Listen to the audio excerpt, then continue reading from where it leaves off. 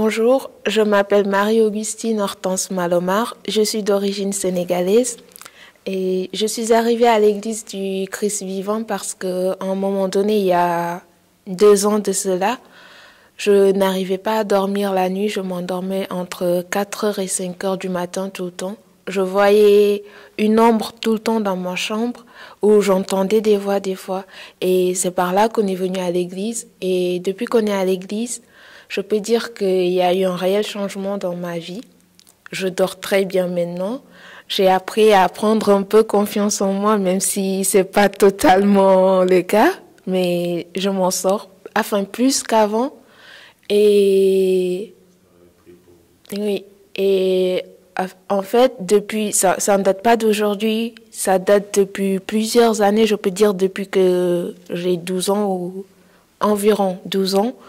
J'ai tout le temps des pensées suicidaires. Tout le temps, ça revient. Quand il y a quelque chose qui me fait mal, en fait, je repense à tout ce qui m'a fait mal dans ma vie, tout ce qui a pu me causer des problèmes. Et tout le temps, je me disais, si j'en finis avec ma vie, ce sera beaucoup plus simple. Je vais me reposer, ma mère va se reposer, mon entourage va se reposer. Et la dernière fois, quand le pasteur Timothée a prié pour moi, depuis, je peux dire que j'ai un vrai goût à vivre ma vie en fait. Je n'ai plus, même s'il y a quelque chose, je me dis que ça va aller, c'est la vie, ça arrive à tout moment, je n'ai plus de pensées suicidaires, je me dis que ça va aller. Amen. Cet homme a jeté l'esprit de suicide dans la vie de sa fille. Donc sa fille, tout le temps qu'elle est là, elle sent toujours l'esprit de se suicider. Alléluia. Elle sent toujours envie de mourir. Viens. Vous allez écouter. Dieu est puissant. Ce que je suis en train de dire, tu sens envie toujours de te susciter. Combien de fois tu as tenté de te donner la mort? 3 fois. Elles ne sont pas clamées le nom de Jésus. Tu avais préparé quoi? Parce que j'ai vu, qu'est-ce que tu avais préparé? 3 fois. Elle a voulu se donner la mort. Jésus est Seigneur.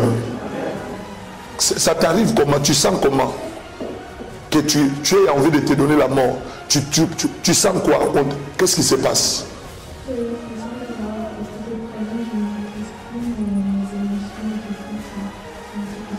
Tu sens que tu as beaucoup de problèmes. Ça vient comme ça. Et puis tu sens que tu ne maîtrises plus rien. Vous avez compris l'envoûtement? À cet âge, c'est quel est le problème? Tu n'as pas encore des enfants, ni des factures à payer. Vous comprenez comment le monde satanique est méchant? Quelqu'un qui vit de chez sa mère et qui est nourri, mais c'est la personne qui a des problèmes. Mais je me pose une question, quand elle va avoir maintenant, quand elle va se marier, ça veut dire qu'elle ne va plus exister. C'est ça ce que je vous avais dit, qu'envoûtement, ce sont des sorts qu'on jette. Donc on l'a amené à croire qu'il y a trop de problèmes, il faut que tu te donnes la mort. Première tentative de la mort, tu avais fait quoi? Tu préparais quoi pour te tuer? Tu avais quoi? 12 ans. Église. À l'âge de 12 ans. À l'âge de 12 ans. Quelqu'un s'est préparé pour se donner là. Mais vous voyez, mais je me pose une question. Tu as quel âge? 23. Mais je me pose une question. Ça veut dire que ça se voit qu'il y a une limitation même de ne plus vivre. Parce que déjà 12 ans, ils t'ont tenté. Aujourd'hui, je crois que quand vous voyez quelqu'un comme ça, ça veut dire que ça montre que la personne ne peut pas vivre longtemps. Ça se voit. Deuxième fois, c'était quand?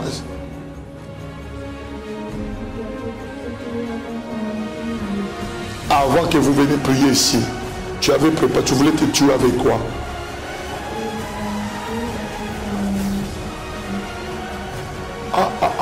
Vous avez écouté? Elle a dit ceci. Parle fort, parle fort.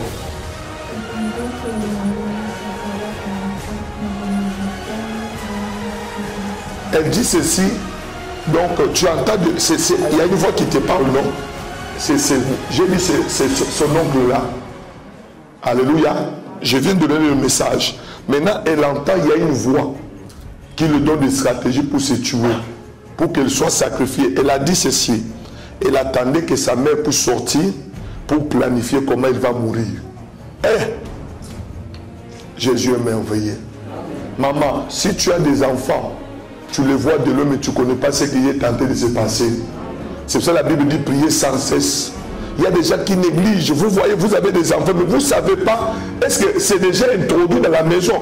Quand ça arrivait, est-ce que tu disais à ta mère que tu prépares ça? De rien. Tout était bien calme.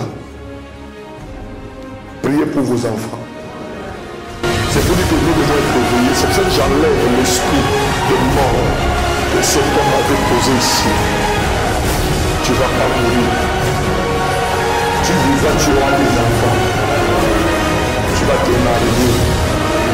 La vie ne sera pas pour toi difficile, mais la vie sera pour toi heureuse.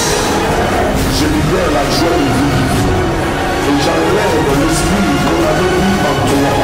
Cet esprit de mort, de suicide. Nanda Rabassé. Rabassa. Que cet esprit n'ait plus l'autorité sur la vie de cet enfant, de notre soeur. Je te donne ordre, comme un envoyé de Dieu, que tu vas maintenant. Prends tes bagages. Non, sors. Non, sors vite. Non, de Jésus. Sors de sa santé. Non, de sors de son esprit. Non, de Jésus. L'oncle la question qui voulait le sacrifice. Que cela soit arrivé. Au nom de Jésus. Au nom de Jésus.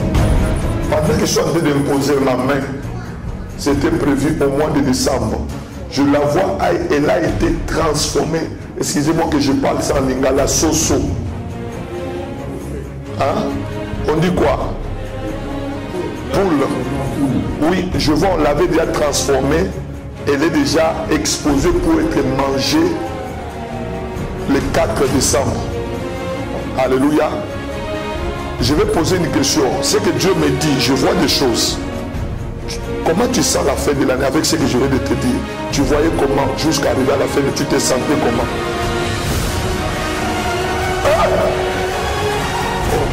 Mais je ne sais pas si l'église vous écoutez. J'ai dit que je vois, elle est déjà exposée sur une table. On l'a déjà préparée pour être bouffée le 4 décembre. J'ai posé la question, comment tu te sens pour aller jusqu'à la fin de l'année? Par le fait que l'église écoute.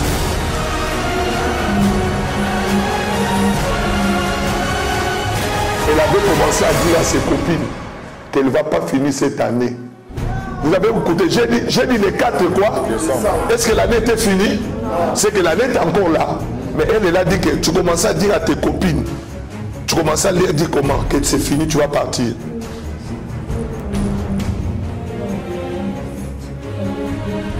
Et puis c'est fini, donc tu vas partir. J'ai béni Dieu. Oh, j'ai béni Dieu. Je connais le joie. Satan a échoué. Jésus donne la victoire. Nous disons la victoire à Jésus. Nous disons la gloire à Jésus. Je dis avec la gloire à Jésus. Disons gloire à Jésus. Ah là là là là là là. Tu ne mourras pas.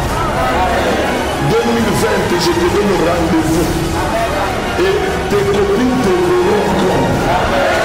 Ta famille te verront encore. L'église va te voir encore. Parce que tu avais échoué le sang de la mort qui était sur sa vie. Et cela te quitte au nom de Jésus. Acclame le nom de Jésus. Parce que nous avons un Dieu puissant. Oui, bonjour. Je m'appelle Juliette Elisabeth Bougret. J'ai souhaité témoigner, afin que nous témoignions avec ma fille pour édifier quelqu'un. Donc, avant de venir à Christ vivant, j'avais déjà entendu parler de cette église. C'est Gisèle qui m'en avait parlé quand on était en formation. Mais j'ai traîné. Je pense que ce n'était pas le moment. Et donc, on est arrivé ici. Parce que ma fille, comme elle a dit, elle avait des problèmes. Donc, elle ne dormait pas. Mais elle ne disait pas. Mais quand ça s'est, comment je peux dire, quand ça s'est aggravé, en fait, il s'est passé tellement de choses. Et du coup, j'ai appelé Gisèle et puis elle nous a invités à venir et on est venu un dimanche, je pense, après-midi. Le pasteur n'était pas là, mais il y avait Maman Hulda, il y avait tous les serviteurs de l'église. On est arrivés et Gisèle nous a présentés. Et puis, ils ont prié pour elle. Et en ce moment-là, ça continuait quand même. Et puis, je peux dire que c'était pire encore. Et on a continué à venir. On a continué à venir. Et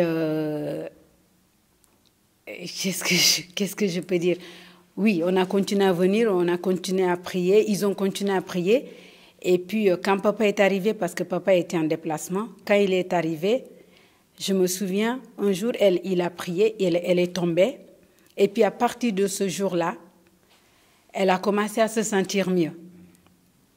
Et donc, par la suite, je ne vais pas dire certains détails. Et on a continué à venir. Mais en fait, nous, quand on venait, c'était juste pour ma fille. En fait, on pensait qu'après ma fille, quand ça allait s'arrêter, on n'allait plus revenir. Mais on a vu comment c'était, comment l'église était. Ça nous a fait beaucoup de bien. Malgré qu'il y avait encore des combats, mais ça nous faisait du bien de venir. Et on a pris goût, on venait, parce qu'avant, on partait à la messe. Donc, et on a continué à venir les dimanches, les vendredis, les mercredis, on ne ratait pas. Donc, on venait, et puis, à un certain moment, au début, c'était que pour ma fille. À un certain moment, moi, en fait, le pasteur priait. Il continuait à prier, les serviteurs de l'église continuaient à prier. On continuait à discuter aussi avec... Je m'arrête? Ah, pardon, j'ai vu que vous aviez fait ça. Donc. Et puis, il y avait Hervé aussi, on avait déménagé. Hervé, Maman Hulda a dit à Hervé de venir. On cherchait quelqu'un pour venir prier avant qu'on déménage. Et donc, Maman Hulda a demandé à l'évangéliste Hervé, il est venu prier à la maison. On a discuté un peu, il n'est pas resté longtemps parce qu'il n'avait pas beaucoup de temps. Et après, on a continué. Et puis, je discutais aussi avec l'évangéliste Élodie, qui m'a beaucoup édifiée. Elle m'a fait beaucoup de bien, évangéliste Élodie.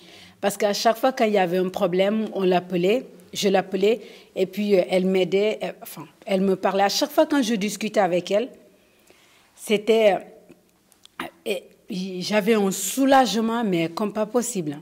Un soulagement, et je ne peux pas. Oui, et puis après, papa a prié pour nous. Donc, quand papa a prié pour nous, mais en ce moment-là, moi, j'avais des attaques, mais sérieuses, parce que je n'arrivais pas à dormir. On m'avait appelé pour un travail, et depuis qu'on m'a appelé, et 3 jours après, je n'arrivais plus à dormir. Pendant toute l'année 2020, je n'arrivais pas à dormir. Je n'ai pas dormi pendant 1 année. Et papa a continué à prier, malgré les prières des évangélistes, malgré les prières de papa, mais je n'arrivais toujours pas à dormir. Et quand il a prié, en fait, moi, je peux dire, il a prié 2 fois pour moi. Donc, il y avait une semaine de, comment ça s'appelle, une semaine de jeûne et prière. Et là, vraiment, il avait prié pour nous 2. Et ça nous a fait du bien. J'ai commencé à dormir. Mais il y avait des moments, je ne dormais pas, je dormais bien, je ne dormais pas, je dormais bien. Et il a vraiment vu, parce que tout ce qu'il avait dit, c'était vrai. Et il avait dit qu'un membre de notre famille nous appellera pour demander pardon. Et la semaine dernière, l'autre semaine, la personne nous a appelé pour nous demander pardon. Me demander pardon, en fait. Il s'est passé tellement de choses. Donc, moi, ce que je peux dire, en tout cas, cette église nous a fait beaucoup de bien. Papa nous a fait beaucoup de bien. Je n'ai pas les mots, en fait, pour dire ce que Dieu a fait pour nous à travers cette église.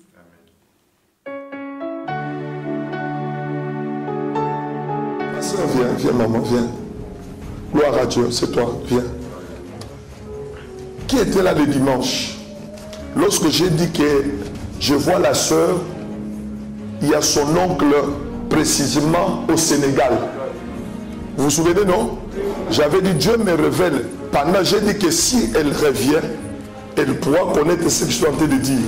J'ai dit, je vois le Seigneur qui m'amène dans la vision au Sénégal. J'ai vu son oncle qui est féticheur. hein, ce qui est marabout, et c'est celui qui est à la base de quoi? De ses problèmes. Alléluia. Je vois quand j'ai dit ça, et j'ai dit qu'elle-même, elle pourra témoigner, elle vous dira, bah, tout n'allait pas. Mais Dieu m'a amené au Sénégal. Vous savez, nous avons un Dieu qui nous amène plus loin. Dieu m'a amené à voir des choses que son oncle faisait au Sénégal. Et précisément son oncle là, c'est celui qui est à la base. Maman, devant l'église, la prophétie que Dieu avait donnée pour toi, toi tu étais emporté. Est-ce que c'est vrai ou ton oncle il est comment? Explique-moi pas à l'église pour qu'elle sache que Dieu est le Tout-Puissant. Nous sommes devant l'onction de Dieu. Parce que comme tu es là, l'onction de Dieu est là, la puissance de Dieu est là devant nous. Et Dieu a besoin de faire quelque chose maintenant dans ta vie. Explique un peu ton oncle là, il est comment par rapport à la prophétie. C'est vrai ce que vous avez dit. Chaque année, il tue un coq. Là où il va. Pas loin de la maison, mon grand-père avait déjà féticheux. Et puis lui, il voulait pas de lui, après il a pris. Et il a rajouté d'autres choses. Il a rajouté encore de puissance. Oui. Alléluia. Et Dieu m'a révélé, c'est celui qui était à la base, parce que c'est celui qui tient le trône de la puissance familiale. Mais je bénis Dieu parce que, vous savez, nous avons un Dieu qui révèle les choses cachées.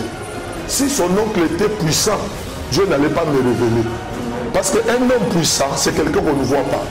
Mais lorsque tout est révélé, ça veut dire que tu n'as pas la puissance. Et je pourrais dire que ce soir, son oncle là, il y a deux choses, la mort ou la vie. Beaucoup de gens ont été sacrifiés. Ils travaillent avec le sang humain. Alléluia. C'est quelqu'un qui aime le sang. C'est vrai ou pas? C'est vrai. Est-ce qu'on peut acclamer Jésus? Pendant que ça vient de parler, je vois son oncle là dans son corps. Je vois son oncle qui est là maintenant dans son corps. Il s'est incarné depuis que la prophétie a été donnée le dimanche. Il n'est pas content. Notre soeur, selon la spiritualité, son étoile a beaucoup de la valeur dans le fétiche. C'est-à-dire que quand le toit de la sœur est là, ça permet que sa puissance puisse monter. Et pendant qu'on est tenté de dire maintenant, l'oncle est là dans le corps ici. Il est venu pour mesurer la puissance de Dieu. Il est venu pour montrer maintenant que vous n'allez rien faire. Et je vois encore Manda Rabassé. Son oncle est tenté de me dire, vous voyez rien, mais moi je vois. On est tenté de parler maintenant. Il est tenté de me dire, mais tu veux enlever ce que moi on m'avait donné. Il dit ceci, c'est sa mère qui m'avait donné l'ordre de la posséder, de prendre le pouvoir dans sa vie. Par la domination. Ça veut dire que la personne ne fait rien par hasard, parce qu'il y a une autorisation. Mais je bénis Dieu parce qu'on lui avait autorisé par sa mère, mais sa mère n'a jamais été propriétaire de cette sœur. Celui qui est le propriétaire de la vie de cette sœur, c'est Jésus. C'est Jésus qui est le propriétaire. Et vous allez comprendre que vraiment cet homme a été méchant. Il va vivre le feu de Dieu. Ça va l'agiter. Il va rentrer vite au Sénégal et il tombera malade. Je le dis. Cette année 2020 ne finira pas. Je suis un prophète. Cette année 2020 ne finira pas. Cette sœur viendra devant l'église pour témoigner que mon oncle est malade. Amen. Après cette maladie, il vivra plus. Il ne va plus vivre. Wow, je le dis, il ne va plus vivre. Vous savez pourquoi je dis il ne va plus vivre? Parce que lui, il ne croit pas en Dieu. Il y a rabassé. Vous savez, Seigneur, merci. Vous savez pourquoi je dis il ne vivra pas? Je n'ai pas dit qu'il va accepter Jésus. Pourquoi? Sa naissance de cet oncle, sa grossesse a été demandée au féticheur. C'est un enfant que sa mère était partie demander au féticheur. C'est là, comme c'était un enfant demandé au féticheur, il devait aussi hériter le trône de fétiche. Vous comprenez pourquoi j'ai dit ça? Mais ce soir, le Dieu de la Bible va dégager cet homme. Amen. Dans sa vie.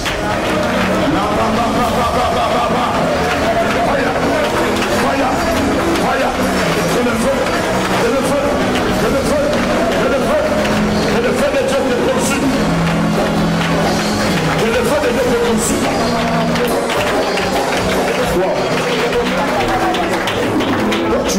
ces corps? Tu es qui dans ces corps? Tu es qui dans ces corps? Tu es qui dans ces corps? Parle vite. Tu es qui dans ces corps? Parle vite. Je libère la vie de cette sœur. Tu es qui ici? Allez, commence à parler. Tu es qui ici? Parle. Tu es qui? Tu t'appelles comment ici? Tu t'appelles comment? Je libère la vie de cette sœur. Je libère sa vie. Ça fait des années que tu l'avais pris en otage. Tu avais jeté le sort dans sa vie. Mais Jésus est en train de libérer sa vie ce soir. C'est que nous libérons le feu sur sa lame. Nous libérons le feu sur sa lame. Et au nom puissant de Jésus, Christ de Nazareth, Christ de Nazareth, sors de ce corps. Sors de ce corps. Tu es qui? Tu es qui? Tu es qui? Tu es qui? Parle vite. Tu es qui? Parle vite. Je te donne de parler. Qu'est-ce que tu fais ici? Tu fais quoi ici? Tu fais quoi ici? Tu fais quoi ici? Tu es humilié. Non, au nom de Jésus. Il avait même planté l'esprit des morts. Il avait planté l'esprit des morts ici. Il avait planté même l'esprit des morts. Toi, tu es qui? Tu es qui ici? Parle. Parle vite. Parle vite. Laissez-la. Allez, reste debout. Reste debout, normal. Reste debout. Chut, reste debout. Tu vas être humilié aujourd'hui. Reste debout. Toi, tu es qui? Reste tout droit. Reste tout droit. Reste tout droit. Non, maman. Reste tout droit. Sur place. Sur place. Tu es qui? Tu es qui? Qu'est-ce que tu as fait dans la vie de sa fille? Qu'est-ce que tu as fait dans la vie de sa fille? Tu as fait quoi là-bas? Tu as fait quoi? Tu as fait quoi dans la vie de sa fille? Ce que je suis en train de voir, cet homme a jeté l'esprit de suicide. De toute façon, vous allez régler, non? Oui, parce qu'en fait, elle vous a pas tout dit, ma fille. Parce qu'à un certain moment, même quand elle avait quelque chose qui... C'est comme si quelque chose la suivait. Non, mais... Il y avait un moment, on dormait à 3 dans le lit. Tellement que elle avait que des persécutions, des attaques, mais c'était trop, elle n'arrivait pas. Je refusais qu'elle dort toute seule dans sa chambre. On dormait à 3 avec mon mari pendant 1 mois. Et après le déménagement, moi, en fait, dans la maison, je sentais quelque chose derrière, en fait. Comme si quelqu'un me suivait. Même quand je priais, des fois, je me retournais comme s'il y avait quelqu'un. Quand je rentrais dans ma chambre, c'est comme s'il y avait quelqu'un, une personne qui était dans la chambre. Je n'arrivais même pas à rentrer dans ma chambre, je n'arrivais même pas à dormir toute seule. Et puis maintenant, je peux dire merci au Dieu du pasteur Timothée parce qu'en fait, on s'est accroché à ce Dieu, on s'est accroché à notre Père spirituel parce qu'aujourd'hui, c'est nos parents spirituels. Et je le dis haut et fort. On s'est accroché et aujourd'hui, on dort bien. Et puis, je n'ai plus peur de dormir dans ma chambre. On a commencé, c'est grâce à cette église qu'on a commencé à lire la Bible, à connaître la Bible, parce qu'on ne connaissait rien de la Bible. Donc, oui, on arrive à prier nous-mêmes grâce à cette église.